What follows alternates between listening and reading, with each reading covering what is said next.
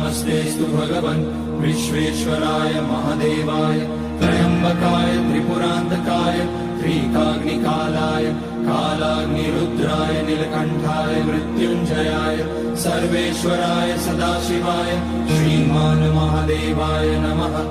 ॐ नमः शम्भवाय च मयोभवाय च नमः शङ्कराय च मयस्कराय च नमः शिवाय च शिवतराय च।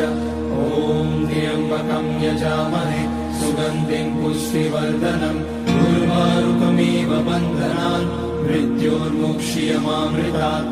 नागेन्द्रहाराय त्रिलोचनाय भस्माङ्गराय महेश्वराय नित्याय शुद्धाय दिगम्बराय तस्मै नकाराय नमः शिवाय।